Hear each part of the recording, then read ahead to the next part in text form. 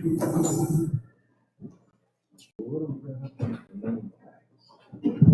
think you're there. Order.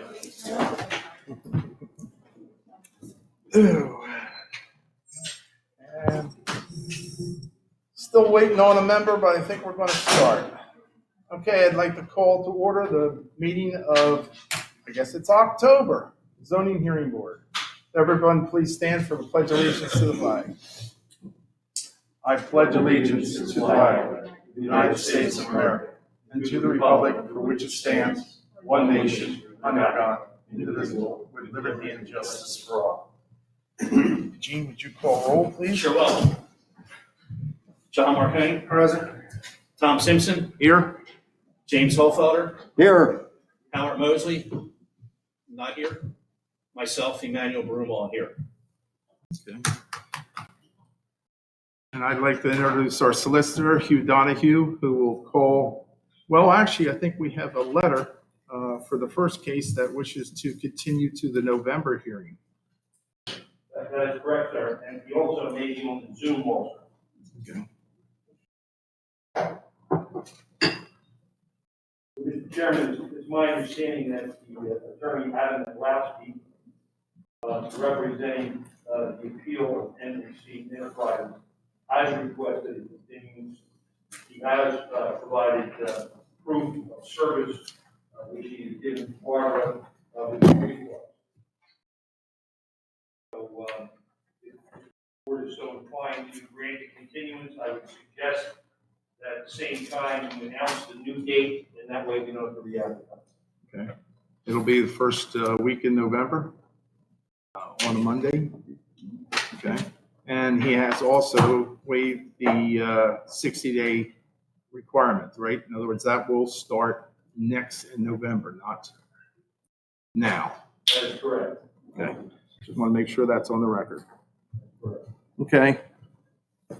I would say. If we then did announce the exact date for the hearing, what date is that on November?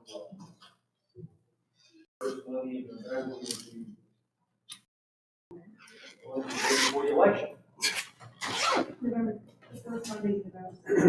November 2nd in this room at 7 p.m. Correct. Thank you, sir. I guess we have to, yeah, all those in favor of allowing him to continue till next month? Say aye. Aye. Okay, unanimous. Pull this off since everybody's so far away.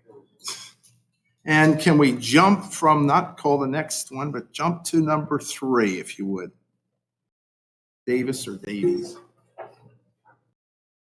Is anyone here representing the applicant? Who's representing? You want to come on up here, sorry, just stand here and introduce yourself to the board and tell them what your case is all about. I can't hear me back here. Come on up here. You can sit right at that table if you'd like. Right over here, come on. Or you can just stand there, that's fine. That's right. Are mics on? We have structures in the backyard that have been there for, one's over 60 years old, and the other one's over 30, and they're in bad shape, and we want to remove them and replace them the exact same size with one new, nice structure, nice structure. Basically, that's all it is. We're not changing anything, and the footprint's the same. The size is the same, the area is the same, nothing's changing except the 4 walls and the roof. And that's basically all there is to it. And we have plans, I think we've submitted all those. We have those up here with us. All wood structure, it's nice. You know that you say bull barn. Pardon? Bull barn. Oh, pole barn. Yeah, I was wondering, that sounded very weird. Okay. Yeah. Pole barn. You know, it's got to be, can't be any higher than, well, you know the requirements. requirements. Can't be any higher than 15 feet. You know, it's not going to be. Yeah, we have all the plans there, all supposedly conforming, except for your Size. ordinance that you had a few years ago, you changed it down to 900, and we're a little bit larger, and we just want to continue with what we have. Yeah. Do you know how much square foot you're present I to? believe it's 1,104. You're asking for 1,104. How much is the property, the house right now, or the two barns right now? How much? 1,104. I think it's a little bit more than that. Well, Let me see. Yeah, they're separated. there's a gap in between them, and if we put them under one section, just move them together, we get more yard on either side Okay. instead of having wasted space in between.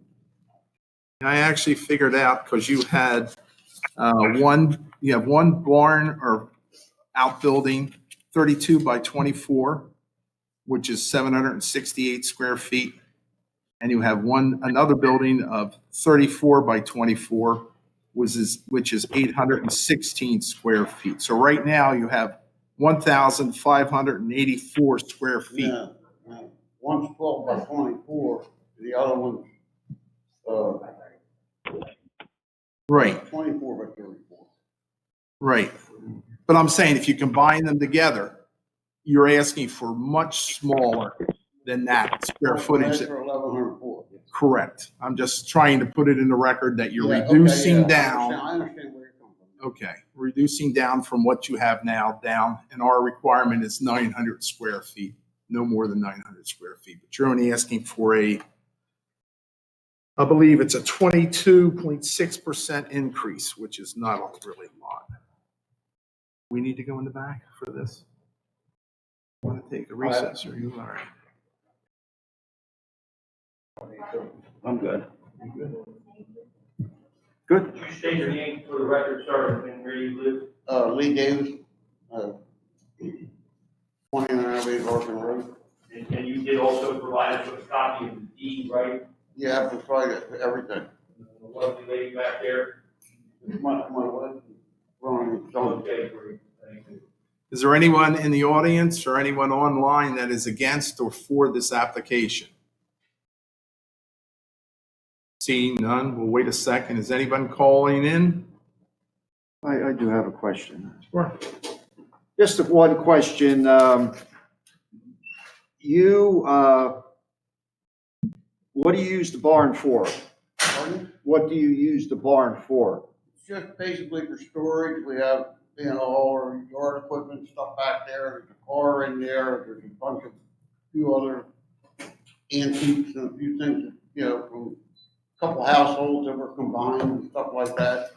Okay, And stuff that we can't throw away. Yeah, it's not a business. all right, That's got what it. you're probably saying. Thank you. Okay. Okay. All in favor of allowing for this variance? Aye. Aye. Aye. Unanimous. Thank you. Thank you.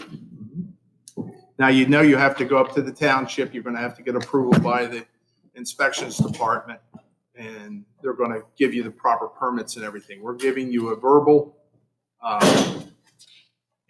pass. You're going to get it today, but it has to be written up by the solicitor. And you want him can you do that in 24 hours? Sure. Okay, then we're fine. Don't even have to all right, thank you. All right, thank you. And you can leave, guys, if you want to, so you don't have to sit in this area. Good luck with it. Good, got that one out quick. Thank you. Good night. Good. Good. Very good. Now, let's go to the second one, if you would. You want to call that for us? Q? Sure. This is the application of Bethel Road Real Estate. The equitable owner of the property is Stephen J. McConnell, and counsel representing the applicant is present, I believe. Sir, can you stand up and identify yourself for the record? Yes, sir. Good evening, everyone. My name is Michael Meehan with the law firm Fox Rothschild and representing the applicant this evening. Great.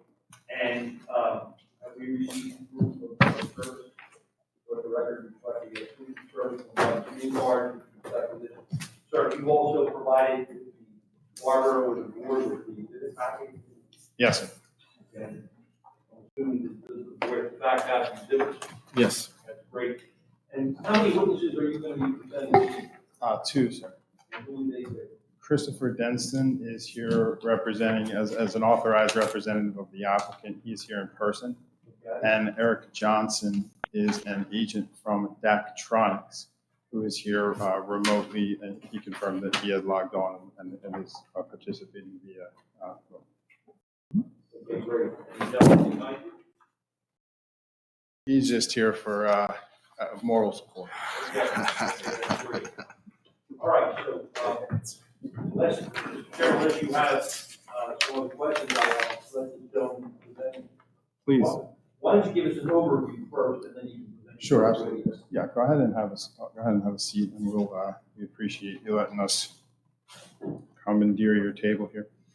So the applicant, Bethel Road Real Estate Partners Limited Partnership, and aerial signs and awnings. We're here seeking two variances for dimensional relief relating to an on-premises sign that Aerial Signs and Awnings intends to construct on its premises located at 2300 Market Street. As noted in the publication and on the agenda this evening, primarily in my view, we're seeking relief under section 600-150B2A1 and 600-150B2B1A. These relate specifically to the height of the on-premises sign and the surface area or square footage that the sign would take up. Both of these, as noted in the exhibits, the proposed sign would exceed the zoning ordinance at present. In addition, because the sign will be digital, we'll have a lighting component. Kind of in an abundance of caution, we added a request for relief under 600-148A1, primarily just to see, if there are questions in that regard with, the impacts of lighting in the neighborhood.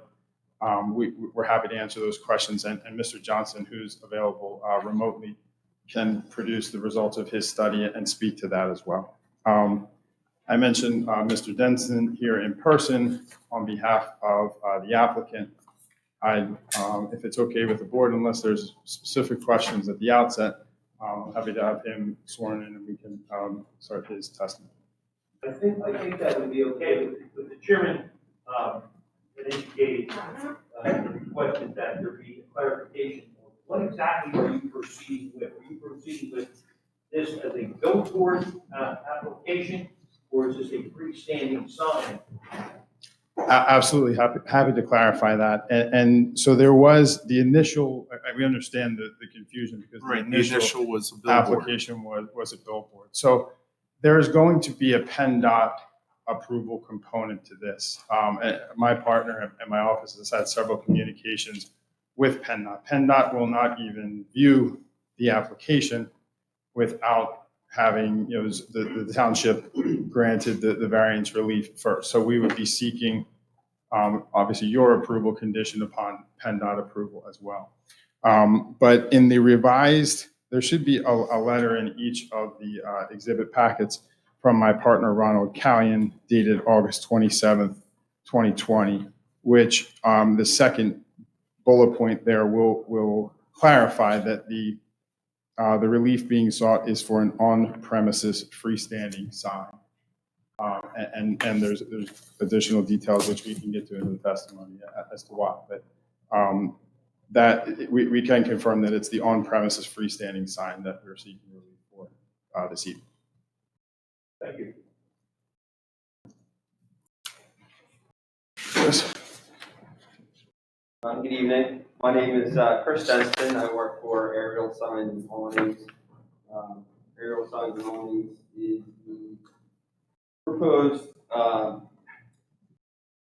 we would propose to lease the business on the property in the event that we look to approval for the variance for the sign, to be an on-premise sign. Aerial Signs is owned by the same owner as Duffy Road Real Estate. He owns the property amenities back to Aerial Signs, operate businesses, with the on-premise sign. Chris, let me just stop with that. Does he, I'm sorry, it's Mr. Solicitor, does he need to be sworn in or is he okay? Yeah, you should be sworn. Can you state your full name, please? Christopher Denston, Spell your last name. Densten. Do you solemnly swear that the testimony you are about to give will be the truth, the whole truth, and nothing but the truth, so help you God? Yes. Thank you. Chris, you can, if it's okay with everybody, you can sit down just so it might be, is it okay for him to sit? So you Sure, can- go ahead. Thank you. Can you mic? Are you using Thank it? you. Okay, you can- Um, So Chris, you've stated your name. Can you please just once again state your name and your home address for the record, please? Yes, my name is Christopher Denston, and my home address is 3 Can Place, Ariel, New Jersey. And who is your employer? Ariel Signs and Awnings. And where is Aerial Signs? Where is their principal place of business located? The principal business is located at 2333 Concord Road in Chester Township, PA. And what is the nature of Aerial's business? We are a full fabrication, service, and installations sign company. Okay, and what is your position at Um, Aerial Signs? I am a project manager for Ariel Signs. I've been with the company for 5 years now. Okay, can you give just a little additional background on, before you came to Aerial, your experience or expertise in this area? Sure. I've been working in the sign industry since 2008, previously with a national sign company. So about 13 years of sign experience. I've had several experiences with zoning. Which sign company?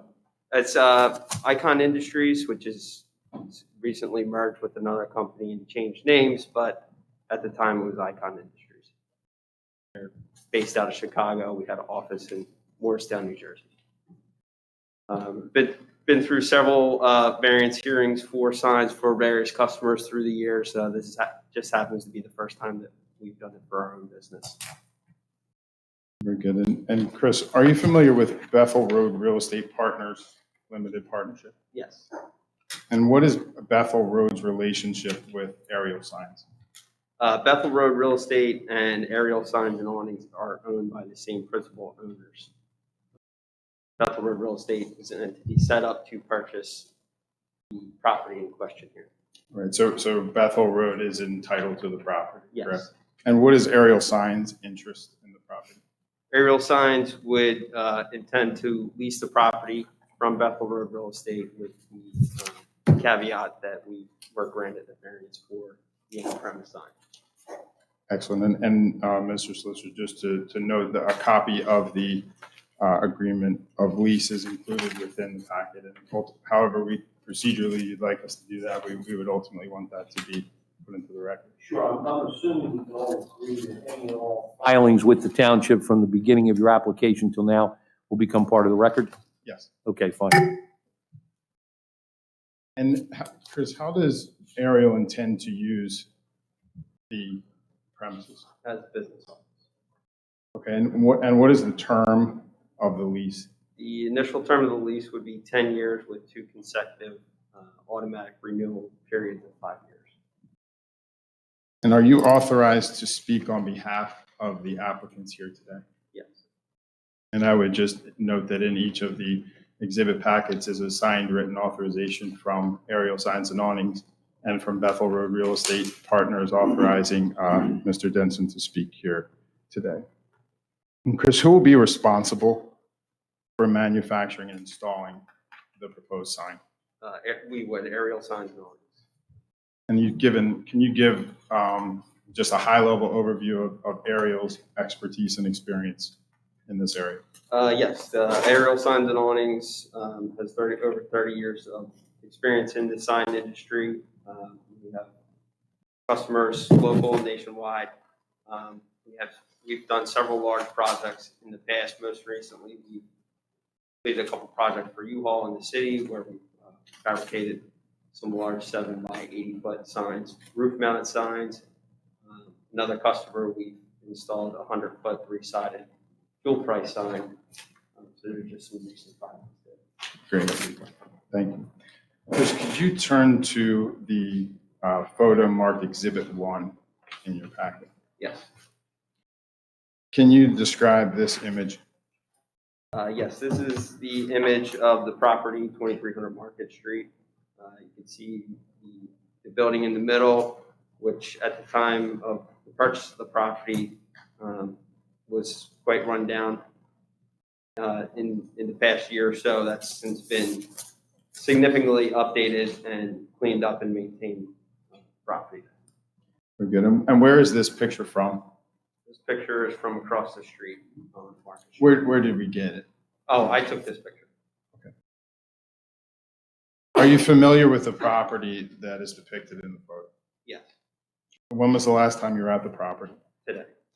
And does this Exhibit 1 accurately depict the existing conditions of the property? Yes.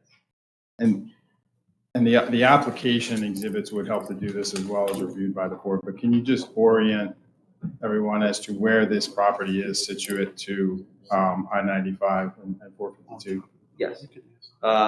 Looking at the property, just off to the right is the off-ramp from I-95. I-95 sits up somewhere near the tree line, off to the right there. And so this is Market Street here. We have the existing sign, the existing high-rise sign that's there now, and then the existing smaller sign. And you are also familiar with the exhibits that were attached to the application with the superimposed sign on what it would eventually look like, correct? Yes.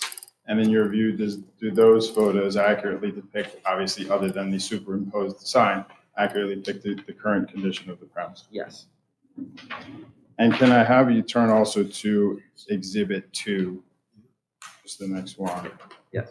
Just for purposes of clarification, you talked about Exhibit 1, you've talked about now Exhibit 2. Yes. But then you made a generic reference to other exhibits that were attached with the application.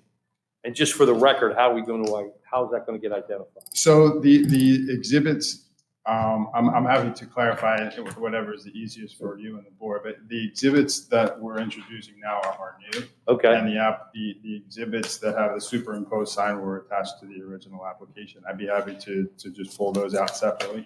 Well, why don't we do it this way? We'll call the one set that you submitted with the application exhibits, okay? Perfect, And then we'll call these, for lack of a better term, the presentation exhibits. And how many of those are there? There are 10 total. There's 10 presentations. Yes. So we're going to have P1 through 10, and then the application exhibits. Do you remember how many there were? Yes. I think I would 3 or say- 4 maybe? Yeah, I would say for, She's going to count them up. 1, 5, 4.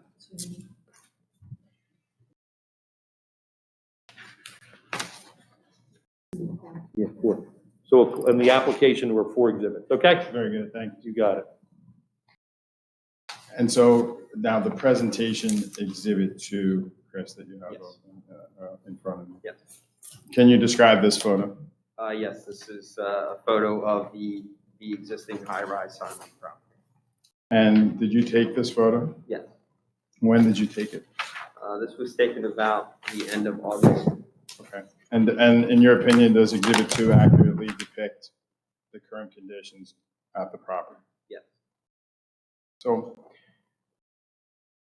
referring as to the extent it's helpful to you, feel free to refer to any of the presentation exhibits or the application exhibits. And can you just give a general overview to the board of the proposed sign to be constructed, the specifics and the, specifically, obviously keeping in mind we're relating to the dimensional variance, so the size and all that. Yes. So in Exhibit 2, you can see the existing high-rise sign, which stands about 8 feet high. And in the application Exhibit 1, you can see the superimposed image of the proposed sign, which is directly next to the existing high-rise sign. We have some dimensions depicted in that application exhibit. The proposed sign is a 14 by 48 digital sign, and it would stand at 114 feet overall height. And generally speaking, on the property, where would it be located? Looking back at presentation exhibit 1, we have the existing high-rise sign there. It would be directly next to that, so between the existing sign and the building.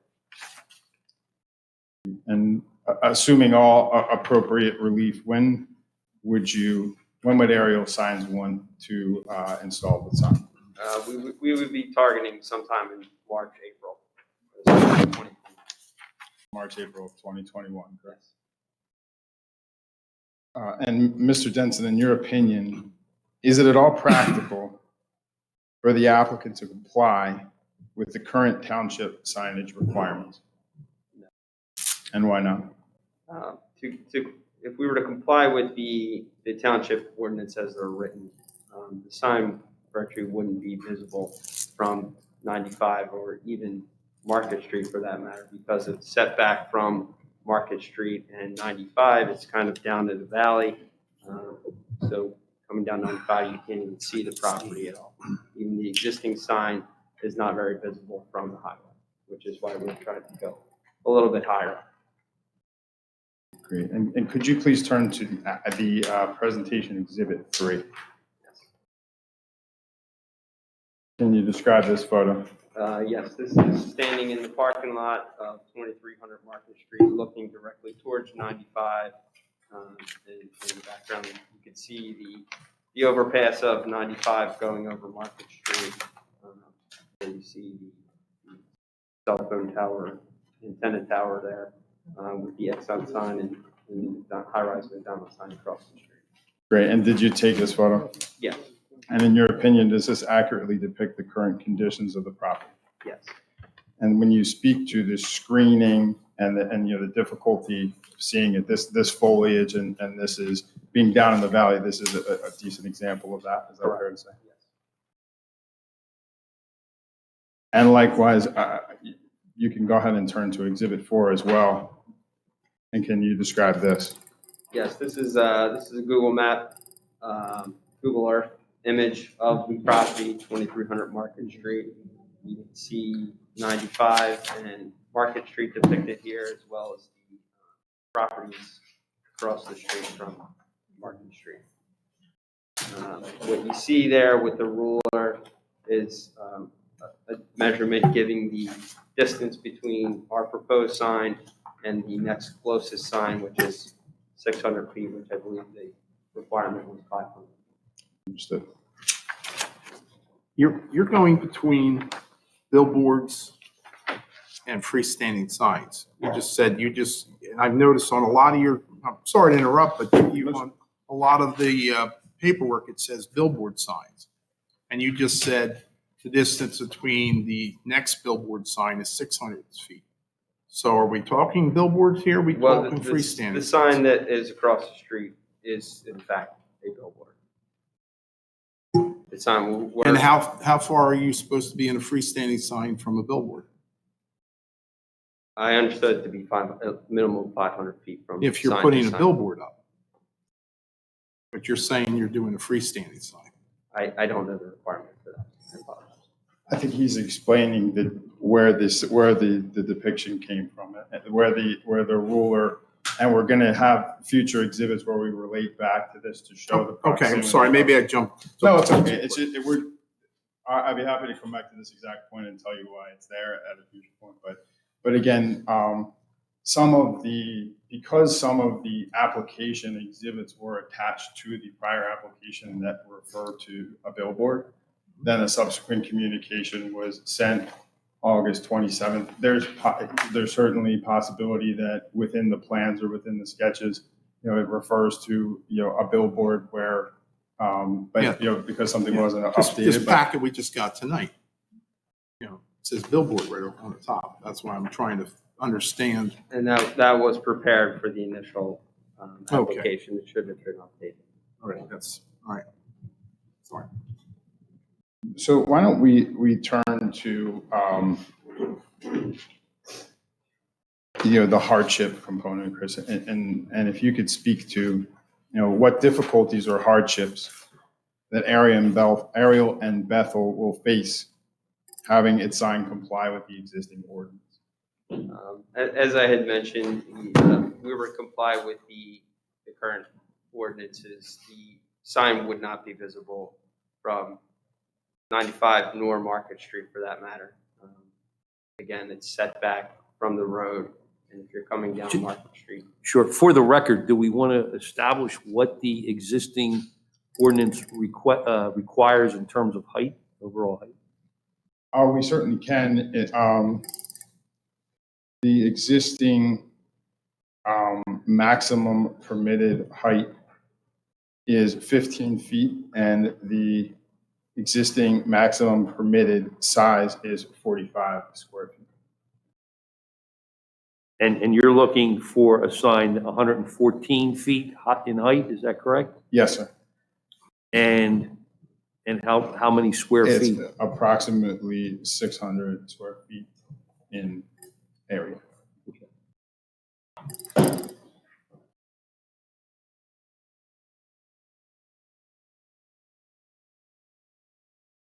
Chris, are you familiar with the neighborhood immediately surrounding this property? Yeah. And when were you last in the neighborhood? Today. And can you describe the immediately surrounding neighborhood? Yes, directly across the street is another business. Directly to the right off the side street is a township facility, possibly, and small neighborhood directly behind. Okay. And on Exhibit 4, the other sign, not the on-premises sign located at 2300 Market, but the other sign, what is that? That's this sign here. That's the proposed on-premises sign. What is it measuring a distance to in Exhibit 4? What's at the top? Oh, I'm sorry. Yes, that's 600 feet from the nearest sign to our sign. Okay, and so I'd like to then turn to and authenticate exhibits. Can you turn to Exhibit 5? And this would be the presentation, Exhibit 5. And can you describe this photo? This is a photo, again, standing in the parking lot of 2300 Market Street and looking directly across Market Street. Okay, thank you. And did you take this photo? Yes. And can you turn to Exhibit 6? And can you describe that photo for us? This is a Google Maps image on Market Street as you would be entering the on-ramp for 95. Thank you. And could you turn to Exhibit 7? In presentation Exhibit 7 and describe it? Yes, again, this is continuing up the on-ramp to 95 from Market Street. Thank you. And can you turn to Exhibit 8? And can you describe this photo? Yes, this is an image, again, on Market Street. This is on the other side of 95 if you were heading, this is on the westbound side, but if you were heading east. Thank you. And lastly, can you turn to Exhibit 9 and describe that photo? This is, again, on Market Street, the other side of 95 from our property, and this is heading west on Market Street. Thank you. In your opinion, if the variance is granted as requested, would the new sign alter the character of the neighborhood? No, I don't believe that it would alter the character of the neighborhood. As you've seen in some of the exhibits that we've presented, there are a number of large signs in the immediate area directly across the street, but also on the other side of 95. There are a couple high-rise McDonald's signs there. There's an Exxon sign there. So no, I don't feel that it would be out of character. And in your opinion, if the variance is granted as requested, would the new sign be detrimental to the health, safety, and welfare of the public? No, I do not believe so. Again, the sign is in keeping with the other signs in the area. In addition to that, by going higher with the sign, we're actually reducing the light that would project into the small neighborhood that is behind the property. Understood. In your opinion, are the dimensions of the proposed sign the minimum required for a purposeful sign for Ariel's business at the property? Yes, it is. We feel that this sign is state-of-the-art sign. This is a new technology, something that we would like to promote our business to show our customers what our capabilities are and, you know, what some kind of options are out there for them. And this would be visible from 95, which is, you know, we can gain a lot of traffic from that. And we feel that that would be extremely beneficial to our business. Thank you. And then can you just, I spoke on it briefly in an ancillary discussion, but can you talk about the communications you've had with PennDOT in this regard? Yes, the attorney has had conversations as well, but it's our understanding that to get any kind of approval from PennDOT, we would first have to gain approval from the township for a variance before they would even consider our application. We could submit an application, but they wouldn't even look at it until we've shown that we've gained approval through the township. Thank you. I have no other specific questions for Mr. Denson. I'm happy to yield if there's other questions for him or me, and we'll have Mr. Johnson whenever everybody's ready. Sure. Now, I understand that there is opposition to this particular application. Is there anyone here representing the opposition? Thank you. Good evening, Mr. Solicitor. Michael Pierce, attorney number 43852, representing the township. Thank you. And Mr. Chairman, would you like Mr. Pierce to ask questions of this witness now, or do you want him to go when the applicant has completely finished his case? Let's wait for, we have a lot of, I know I have questions. I'm Sure. sure everybody else has a few questions. I don't know if we should do that before we may answer some of his questions. Absolutely. That makes sense. So why don't we let him continue with his, or if you're done with him, we could ask questions. I'm fine with however you want to handle it. We would ultimately go to the other witness who's remote. If you have specific questions for him or his testimony, we can certainly handle those now or handle them at the end, or counsel wants to. why don't we handle them now, so we'll keep it sort of orderly, all right? And I'm assuming you're going to want to move these various exhibits into evidence, is that correct? Yes. So that would be the application exhibits, which are 1 through 5, I believe, Yes. and then the presentation exhibits, which are 1 through 10, correct? Yes. Together with the various application materials that you've submitted from the time you made your initial application up until today, correct? Today. Yes, sir. All right, great. Unless there's an objection, we're going to admit these exhibits? No. Okay, great. With that, Mr. Chairman, I'll turn it over to you. Yeah, let me ask a few real quick. You're taking down the 120-foot existing non-conforming sign and erecting a brand new post, brand new sign, brand new everything. You're not adding to the one that's already there that shouldn't be there. That's correct. Okay. And you didn't really talk about lighting. You really didn't talk about. The lighting we're going to talk about. Yeah, that's what I figured. We'll wait until you talk about that. Anything for this witness? You did say that the new sign will not sit in the existing location. It will sit It's going to directly be moved next Closer to that. 95. closer to the building. Closer to 95. No, closer to the building. You said between the building and the existing sign, sort of new poles are you set. Correct.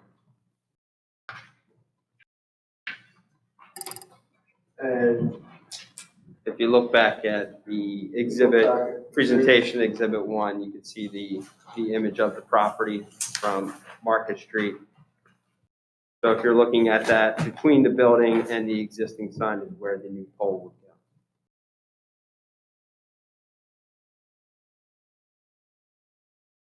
It looks like in that exhibit that you have right there, looks like you have another existing freestanding sign. Is that correct? Yes. Is that one going to stay too? That would be proposed to remain, yes.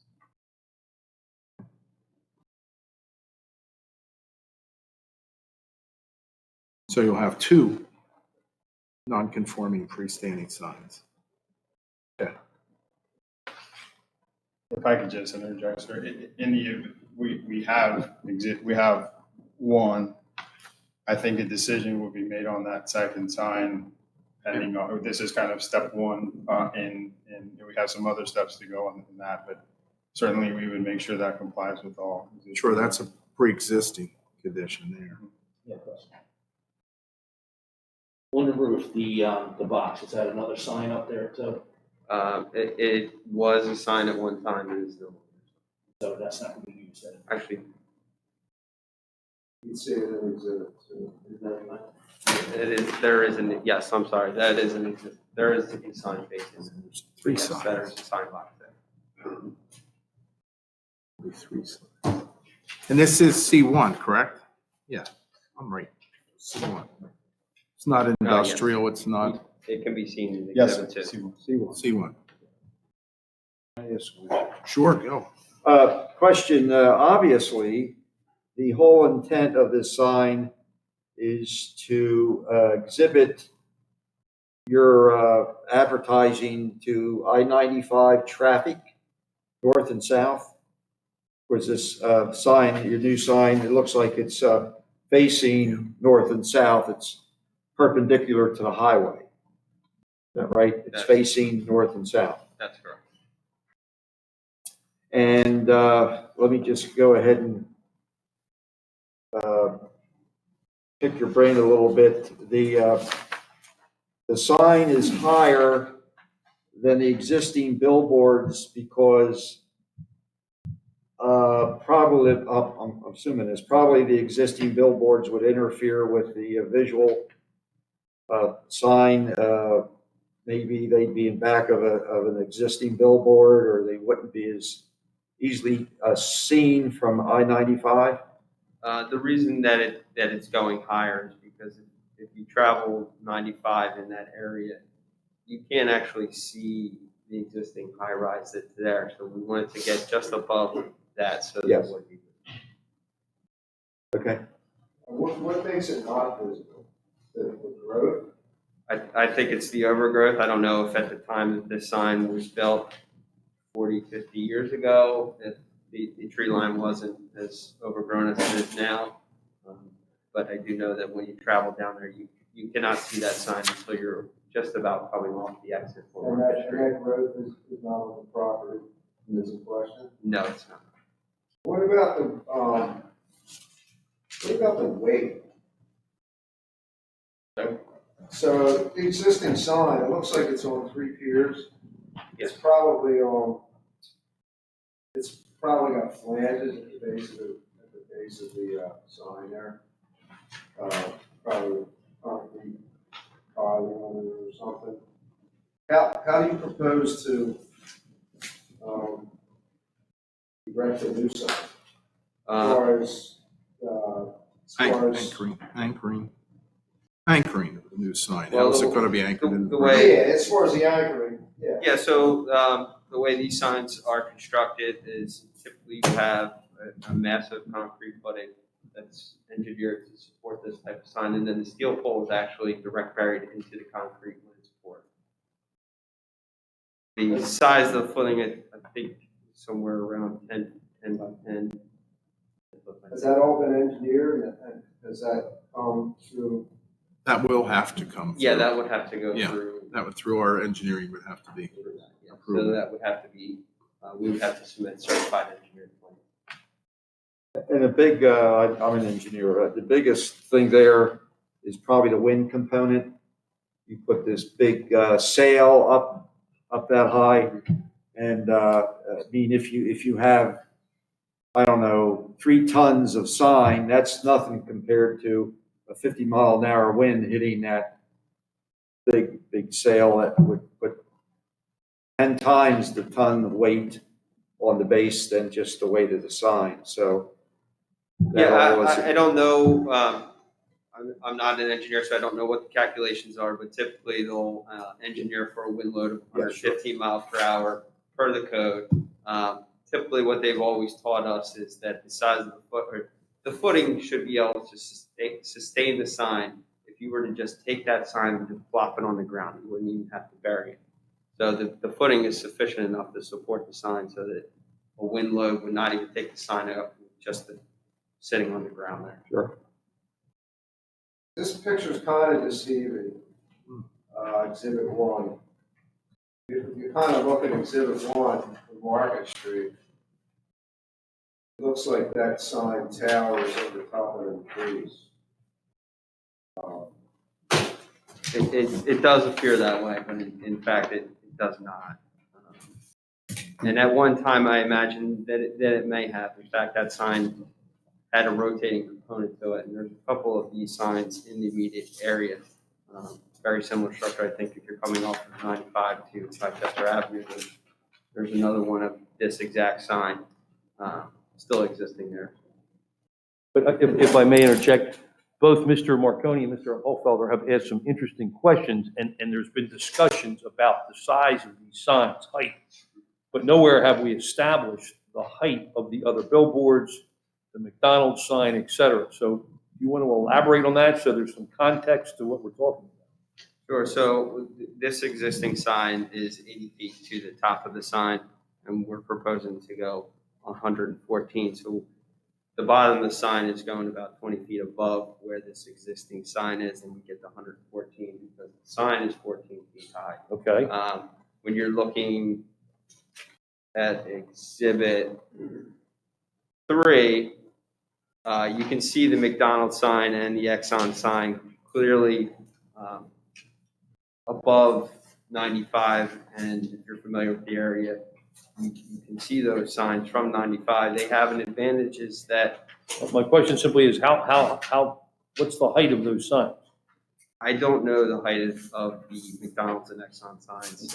How about the other billboard signs that are in your exhibits? How tall or what is the height of those signs? I don't know the height. Again, our property is at the lowest point of all these signs that are in question. On the other side of 95, Market Street goes up, and McDonald's is almost, I think it actually might be above the plane of 95. So they're actually already above 95, and then you get the high-rise sign that gets above that. And then again, across Market Street, that's an on-ramp going uphill, and so they have the advantage of being above the level of 95 already. And I'm not trying to be difficult, but No. I understand that, but That's fair. you can't tell us how tall these other signs are. That's what I'm getting. I do not know the measurements of this other sign. And I think, if I could, I think the reason for that is that the request for relief isn't specifically related to, hey, they got to that one, so we want to be 5 or 10.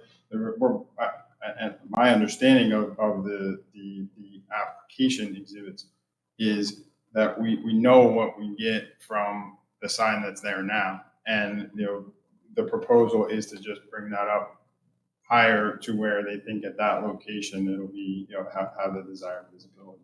And if I could just interject one very quickly to go back to exhibit 1, presentation exhibit 1, only because of the gentleman's comment that if the picture was deceiving, and I just wanted to clarify the record because I don't recall how it was identified, but this is, I'm just looking at the arrows on the road on either side.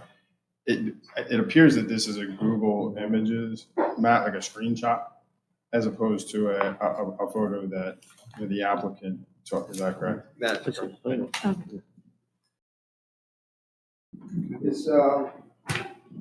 Is this the actual sign?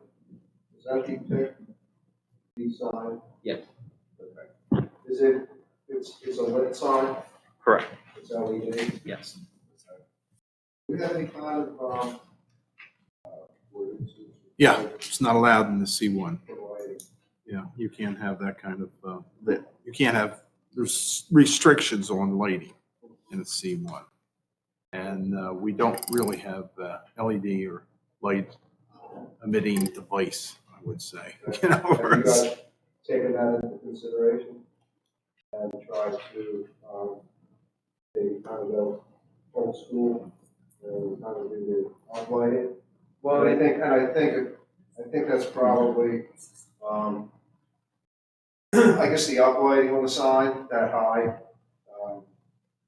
kind of takes away from the ground lighting that maybe a resident would have.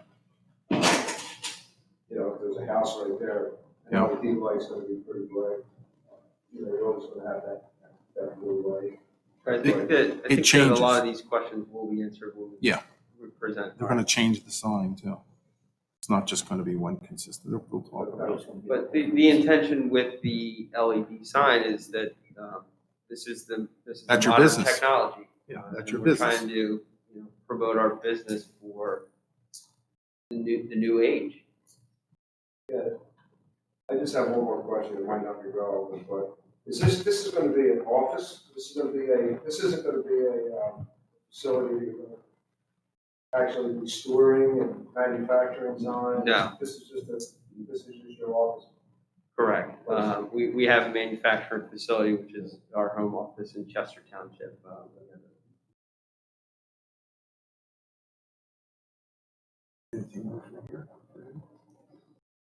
You want to ask this witness any questions? I do, please. Okay, before we release him, yeah. Thank you. Mr. Dennison, can you tell us the difference in the size between the current existing facial board, which would have been the advertisement on the top, and the one that you were proposing? I believe the existing one is about 200 square feet, whereas what we're proposing is 662 square feet. So almost over 3 times the size of the current. Yes. And the way that the current signage was established, or the way it would be done, it would not be an LED appropriate light. In other words, you could not change that sign, it would be more of a static sign. It would be a static sign, that's correct. You indicated in your testimony that to the quote, right of the business, there was another business. What business is that? Directly across the street is a business. I think it's called Globiz. Okay, so it's not on the same side of the street as you. No, it's across the street. It's across the street over by the building, correct? Yes. Have you established or have you looked at any restrictions in this C1 zone, which is what this property is zoned, to determine if it permits 2 freestanding signs? I have not. You know whether or not the ordinance permits that? I do. And is your intention to leave both signs as they currently exist? In other words, the smaller one to the left on C1 that's currently kind of at road level? I think that would be. Can I just interject because you asked him? I mean, I would ask you to qualify your question to the extent it's consistent with the applicable ordinance that he just said he doesn't know. Well, I didn't ask that. I asked him whether or not his intention is to keep that secondary sign, because that may in fact trigger other aspects of the ordinance that may not be permitted. That's why I'm asking whether the intention is to keep that sign. His testimony was that he wants to promote this business by the erection of the new larger sign to potential customers, which I would assume is the same type of customers that he is trying to attract by the utilization of the second sign. So I'm trying to establish whether or not both signs may be in operation at the same time. Because that may indeed, and I'll defer to our zoning officer, impact other variances you may need. I completely understood, and that the only reason I interject was to say that, to the extent there are zoning ordinances or other variances needed, he will rely on the advice of counsel, and we will guide him through those processes. We're in the first step of this process, which is 2 limited variance requests, and that's the only reason for the interjection. I'm happy that you can answer the question. It's just, it's almost irrelevant to say, do you know what the zoning ordinance says? No. It may be irrelevant, but I'm not the one to testify that the intention was to keep the second sign. I'm not sure that this board was aware whether they were going to keep the second sign or not. I think if there was a condition placed on the approval as to the second sign, we would be more than receptive. Again, just trying to establish whether or not I was correct in my understanding of what his testimony was, that his intention was to keep the second sign. Actually, the third sign, because there's one on the building itself. Understood. I mean, Chris, you can answer the question. Sure. It's- Well, there's a- I'll defer to the solicitor, I don't think you can make a rule. Well, we actually asked that, we asked that question. We asked that question, the board asked that question, it was answered. He said, yes, we're gonna keep that. And I said, well, there's gonna be, that means there's gonna be 2 freestanding signs. And then, yes, he said, isn't that a sign on the And that's chimney? what I'm trying to establish. is So we whether did. or not that is indeed accurate, because that's one of the township's concerns. I'll answer the question. So, the sign that's on the building itself, I don't know that that would be considered a freestanding sign or not. I don't know the answer to that. The intent initially is to keep both signs. However, as my attorney stated, if that triggers a second variance, and that's discussions we would have after the fact of this meeting. This property backs up to a residential area, is that correct? Yes. And in fact, there's more than just one house right behind it. There are multitude of houses. Yes, there are. And to the left, if you're facing your business, to the left, that's actually the Southern Delaware County Authority. Yeah.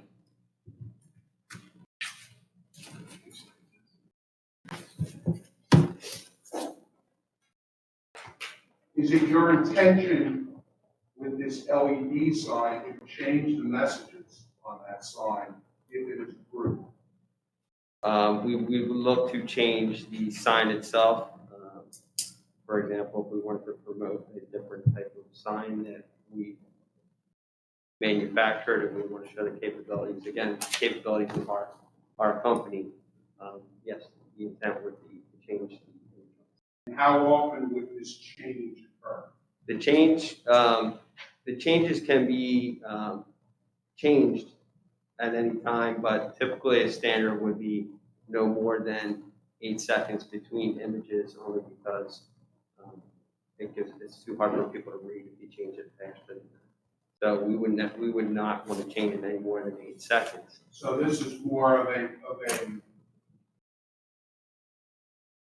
digital billboard for your business as opposed to changing, say, a monthly or a weekly business. This is just the initial step in the application. We haven't gotten that far as for, content we would put on there. And the application speaks for itself insofar as it would not be a billboard if it's an on-premises sign, it's a freestanding sign. Council, that would be presuming that it just, and that falls into my next question, that would be presuming that there are no other businesses being advertised. Just speaking specifically to your reference of it being a billboard, and I said that the application speaks for itself. My question is, do you intend to advertise any other businesses with this proposed sign? Again, this is the first step in the application process. We're just taking the initial step here.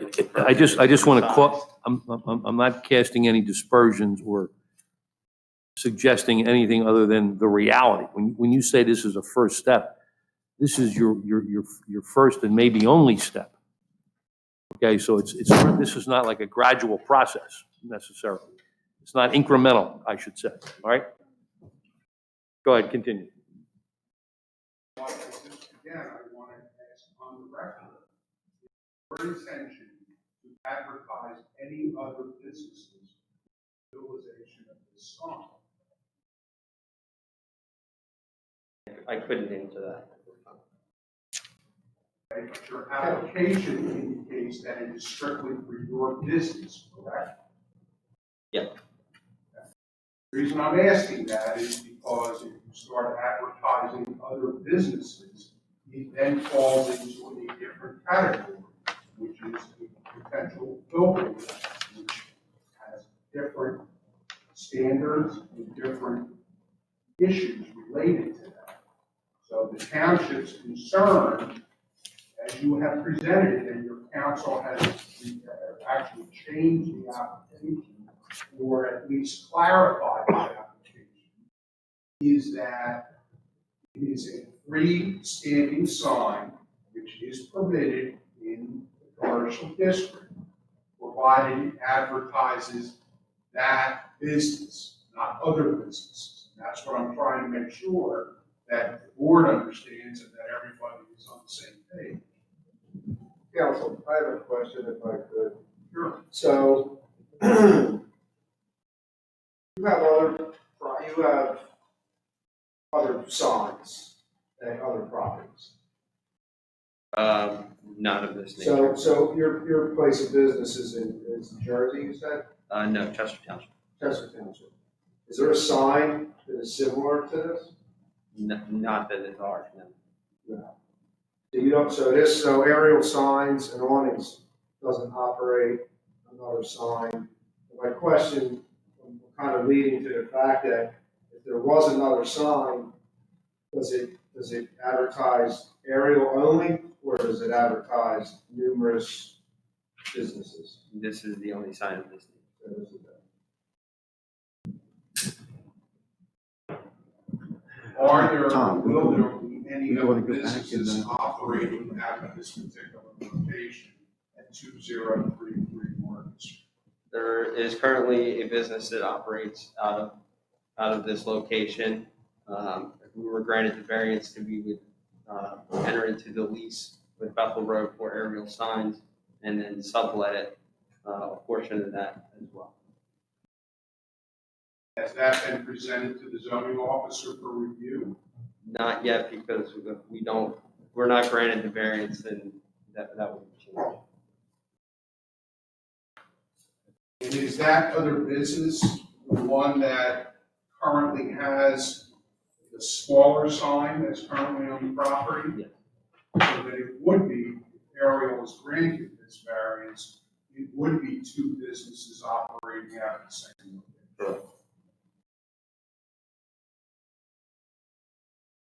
And I would venture to say that's the reason you wanted the smaller sign to stay, right? Correct.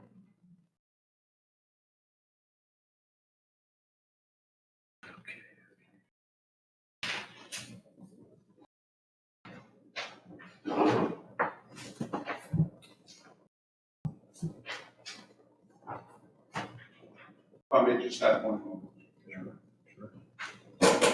I'll just ask you one question while he's looking for something. Are you going to talk about the lighting? You're just going to have another witness that's going to talk about the lighting or Yes, how sir. it's lit and how it's. Yes, sir. I don't know exactly how he's going to do it. He's going to do it remotely, so if he comes through or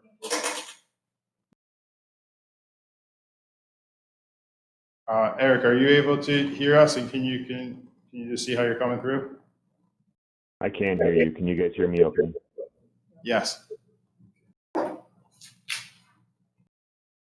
I don't have any other questions at this time. Okay, thank you. Okay, next witness, please. Thanks. But you're welcome to stay there or go back, whatever you want. Eric, thank you for joining us. On the phone with us is Mr. Eric Johnson from Daktronics. Mr. Johnson is based in South Dakota. He would have come here this evening, but I understand he would have had to stay for 14 days if he did. So we appreciate you accommodating him remotely in this climate. Mr. Johnson, can you state your full name and address for the record, please? Yes, my name is Eric Johnson. I live at 1811 South Grinnell Avenue in Sioux Falls, South Dakota. And who is your employer? Daktronics. And what is the nature of Daktronics' business? Daktronics is a leading provider of digital displays in the world. We both design and manufacture those LED digital displays. And what is your position at Daktronics? I am an application engineer. And how long have you been employed by Daktronics? 17 years. Thank you. And I've included within the application just a CV, a copy of his. And we'll Mr. accept him. Are you presenting him as an expert witness? Yes. We are satisfied with his qualifications. Thank you. Unless you want to Mr. Pierce, did you want to cross-examine him on qualifications? I can assure you. Okay, thank you. So he's so qualified. Go ahead. Thank you, sir. And Mr. Johnson, are you familiar with the applicant's proposed signage project? I am. And I would ask that you refer to what we have here at the proceeding, we have it as application exhibit 10, which is the light analysis for the subject property. Do you have that, Mr. Johnson? Yes, I do. And can you let us know, can you explain for the board and the audience what this document is? Yeah, this is a lighting analysis with respect to the illumination produced by the proposed digital display. And who prepared this analysis? I did. And was it prepared in anticipation for this hearing?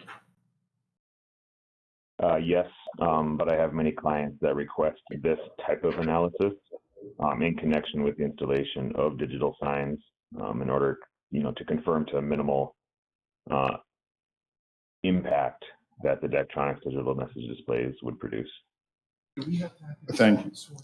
And do you prepare and work with these kinds of reports generally as part of your duty? Excuse me, I don't know if this witness was sworn. I don't know that he was. Feel free, I'm sorry. Johnson, will you state your full name, please? Thank you. Eric Johnson. And do you solemnly swear that the testimony you are about to give will be the truth, the whole truth, and nothing but the truth, so help you God? Yes, I do. Thank you. Thank you. Mr. Johnson, can you explain the diagram and what we have as application exhibit 10? Can you explain this? Yes. What you see here is a typical lighting analysis that I created that is specific to the Daktronics digital display in question here. The values you see are a unit of measurement called a foot candle. A foot candle is a common unit of measure used by many lighting professionals to calculate light levels in businesses and outdoor spaces. A foot candle is defined as the illuminance on a 1 square foot surface from a uniform source of light. In this case, that source of light is the LEDs on the digital display. From a layman's perspective, this amount of light is that of a single wax candle would produce on an object that is viewed from 1 foot away. And as a comparison to 1 foot candle, your typical street lights and parking lot lights produce anywhere between 1 and 3 foot candles, depending on the location. Great, thank you. And so can you, looking at the document specifically, can you walk us through the various rings within the measurement and the different measurement per ring? Sure. You'll see there's a couple different measurement distances, 250, 500, and 750 feet. And then you also see quite a few different angles from the face of the display, where 0 is directly in front, and then the off angles of 20, 40, 60, and 80 degrees as you move around an arc around the face of the display. These values do take into consideration overall elevation to the top of the display, as well as the physical size of the digital display as well. These values are calculated in a worst case scenario. What that means is every LED is turned on to their highest potential for the nighttime dimming level, which produces an all white image. Essentially, there's no wording, there's no pictures, there's no anything. That's just an all completely white image. Typical content for customers range anywhere between 25 to 35% of the values shown on that analysis. So then you see at each of those intersecting lines, there's a value that represents the display intensity in foot candles. This worst case value is what would be measured with a light meter at that specific location at eye level, or approximately 5 foot from the ground. What you'll notice on here is the highest value depicted is 0.17 foot candles. That would be equivalent to approximately 17% of what a single wax candle would cast on an object that is 1 foot away. So if you can just imagine me holding the light up or a candle in front of my face 1 foot away, that amount of light that's falling on your face would be 1 foot candle. So take essentially the highest value on this lighting analysis is 0.17, so 17% of what you would see by a single wax candle. Now, taking into account that typical content is 25 to 35% of the value shown, that value is now 0.04, 0.06 foot candles, or 4 to 6% of 1 foot candle. Because of the nature of the LEDs, it's not like your traditional light bulb. You don't have the equal illumination around the whole sphere of the display. The light output is not uniform. As you move from the center to the outward angles, you'll notice that these values greatly decrease in some cases to 0.00 foot candles from the face of the display. Excellent, thank you. And you mentioned that you used the phrase worst case scenario from the measurement perspective. Did this study take into account the minimizing impacts of the screening in the area? No, this light study does not take into account any rise or fall in elevation. It doesn't take into account any physical blockage such as trees or buildings or any screening that would further reduce that impact. As you can see from the satellite image here, this Google image, there are potentially many trees that appear to be large and could further diminish the impact the digital display could present. If there are parking lot lights or street lights, those as well would reduce the impact because of the existing ambient light conditions. Understood. So, and you in your testimony, you said in layman's terms, and we all wipe the sweat off our brow. In layman's terms, what's the practical impact of the anticipated illumination from this sign? In just outside of the foot candles, how much of an impact is it going to have in the area? To analogize the potential light impact, I guess, not taking into account any of that potential screening that could be in place, the proposed sign would have anywhere between 0.0% and 17% of the light impact of a simple standard street light that could be in any residential area. I'm not 100% certain on the placement of lights or if there are lights, but the brightness from that street light, if they are there, would greatly diminish where that, depending on the specific location where the measurement was taken. Understood. And just one last question. Does the requested elevation of the sign increase or decrease the impact of the sign from an illumination perspective? Yes, the elevation of the sign has been taken into an account in these calculations that I did. And in fact, the elevation of the sign being at the top, 114 foot, greatly helped with the lighting impact on the residents because of the increased distance and angle to the LEDs, and significantly minimizes the impact compared to a sign that were the same size at, for example, half the height. Thank you. I have no further specific questions for Mr. Johnson, but if folks do, Mr. Johnson, you may be asked questions directly. Yes. Mr. Johnson, what's the cycle time of an LED? Cycle time, can you? In other words, how many cycles could you do in 60 seconds, say? Can you turn it on and off every 60th of a second, every 30th of a second? Are you referring to the hold time on the specific messages or animations, or what are you? Anything. In other words, how quick can be cycled? Because right now, in the testimony, it wouldn't be changed every 8 seconds. Sure. But you could cycle it every 30th of a second or every 60th of a second. Yeah, if you're talking about animations, which I don't believe we're talking about here, that would be considered an animation. Right. This display would be not capable of playing animations. In fact, that setting is locked down and set per regulation, and is only adjustable through our network operations center. Correct. But how fast from 0 to 100%? Could you turn it on and off? From one message to the next, From it's instantaneous. from one LED He said from instantaneous. 0 to 100%. He said instantaneous.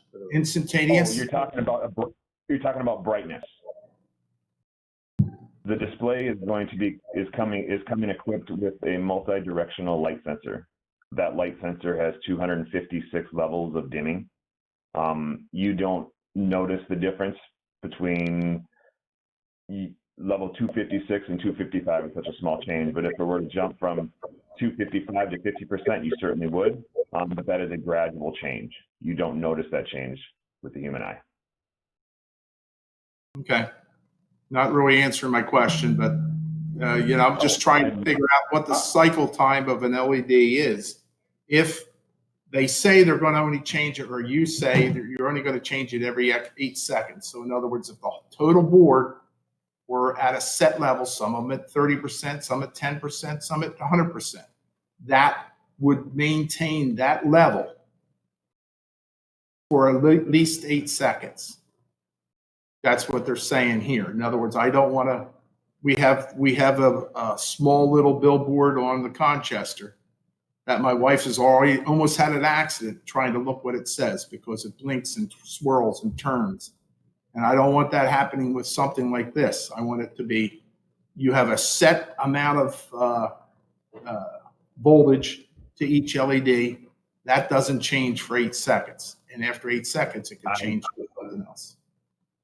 I understand your question now. There is no transition. There's no fading. There's no blinking. There's no swirling. There's no fading. There's none of that. It's an instantaneous transition from one message to the next.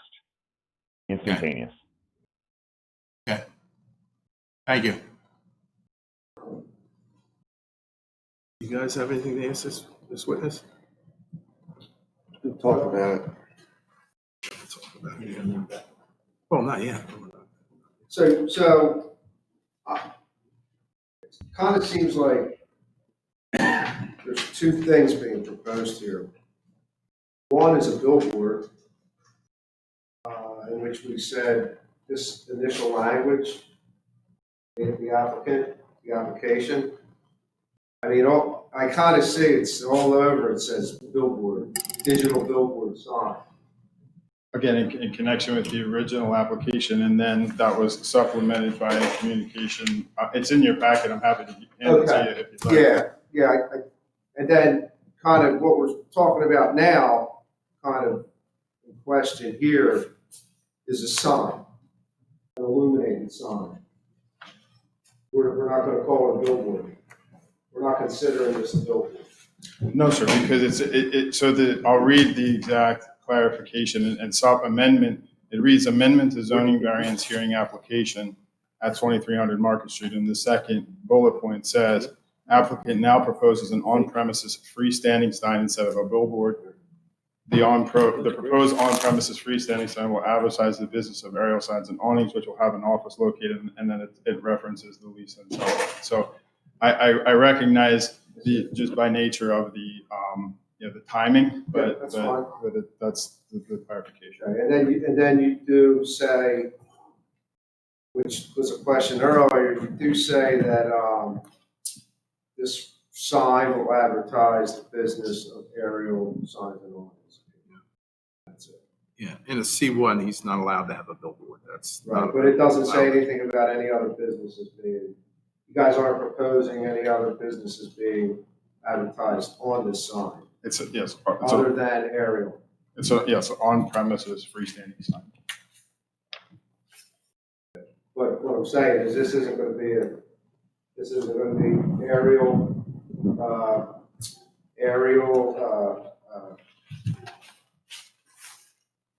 your business aerial, and then It's gonna pop up. the next one's going to be Burger King, and the next one's going to be Joe's Shake Shack, and then it's not going to be an advertising sign, other than for the purpose of area.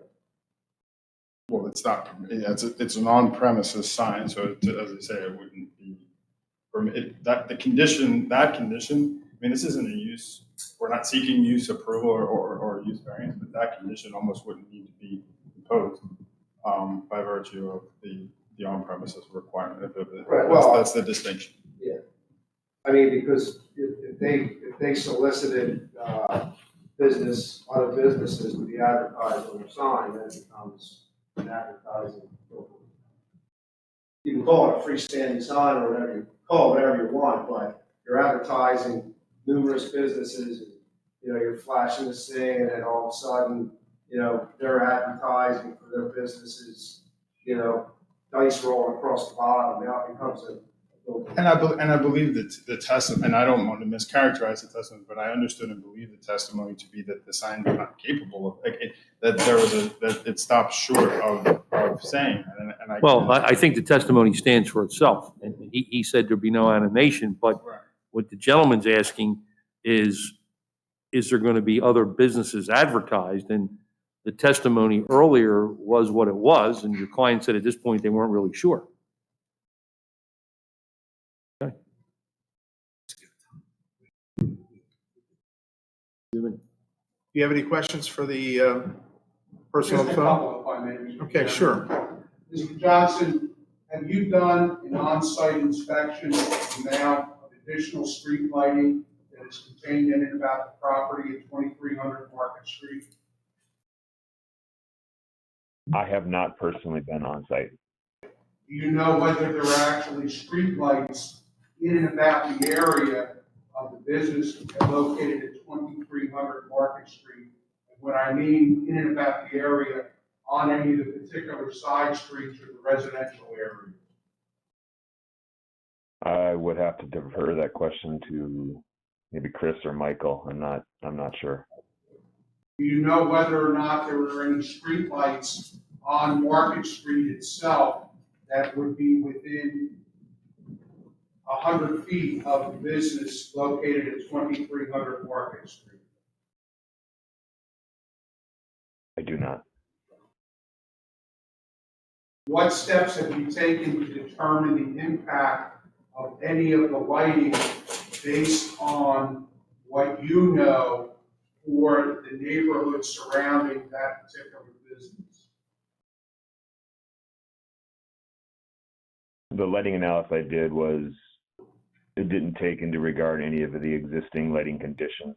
To physically get the impact or the true reading, one would have to go stand in those locations of concern and take a measurement with the light meter to really determine the exact impact or the light over ambient existing lighting conditions.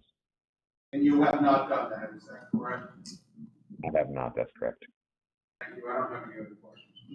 May I ask this one, please? Sure. If you had, I understand that you haven't done that. If you had, my understanding was that we did not take into account any streetlights. So am I correct to say that this diagram assumes there aren't any? And if there was streetlights, it would have a minimizing effect as opposed to increasing? That's correct. Thank you. Anyone in the audience for or against? Let the record reflect there is none. Do We're going to take a real 5-minute recess and we'll be right back. you have any exhibits or anything you're moving in? I may have this Okay, All right, hold on then. Nothing like it. Go yet. okay, sure. Sure, yep.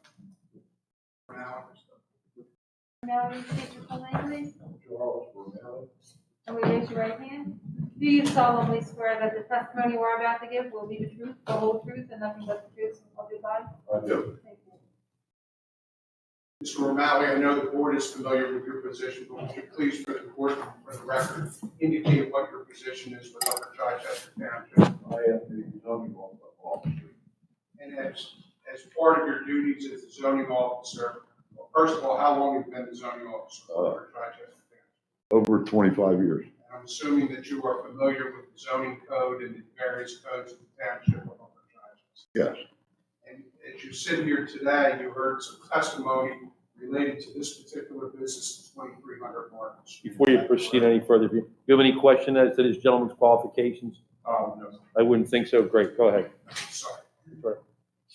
As we sit here today, you heard some testimony related to the businesses located at 2300 Market Street. Is that correct? Correct. And you and I had a very brief discussion when the testimony talked about 2 signs on that particular property for 2 different businesses. Is that correct? Yes. Would there be additional variances, in your opinion, that would be needed for 2 freestanding signs on a single property for 2 different businesses? Yes, there would have to be a variance for the additional sign. And has that variance been submitted to the township for its consideration? No, Has that variance been, or that request been submitted to you as the zoning officer? no.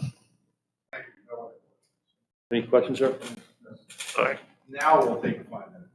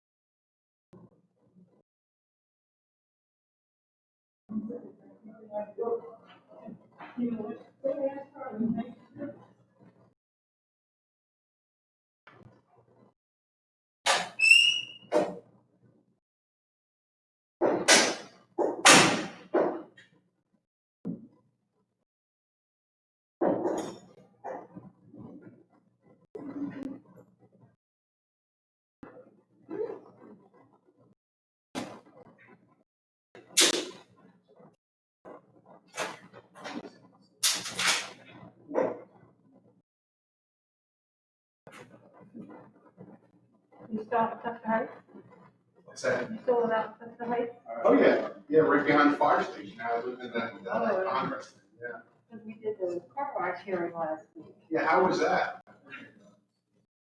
Sounds wonderful, but I'm sure glad it's not at the corner of my street. Yeah, it's, well, it's, I He's mean, talking about hundreds it was of a gas cars. station, correct? Was there people there in opposition to it? Yes, two of them entered as parties, 30 people spoke, just gave public comment. They're worried about the traffic and the noise and the well water, like where's all that water gonna go and stuff Well, like it that. is right next to, Covington Crossing. Yeah.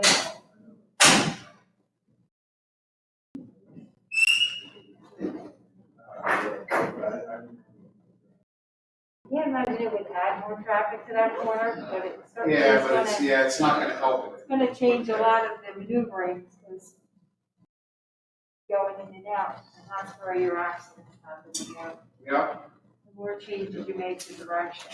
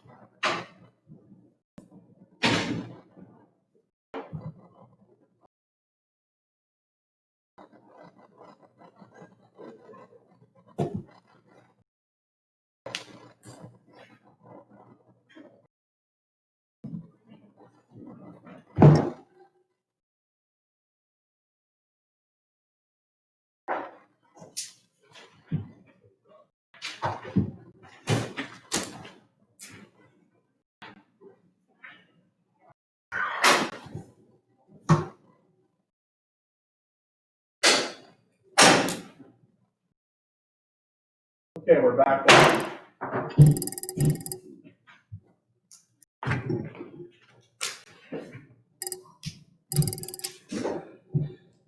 Okay, we're gonna vote on the application. Those are the divisions, yes, we'll vote on it. Call roll. Jim Holfelder, Denied. Tom Simpson. Denied. Myself, Emmanuel Brunel, denied. John Marconi. Denied. All right, counsel, I'll be getting you written notification of the denial tomorrow to be followed by, findings of fact and some conclusions of law or memorandum, okay? You're welcome. Thank you.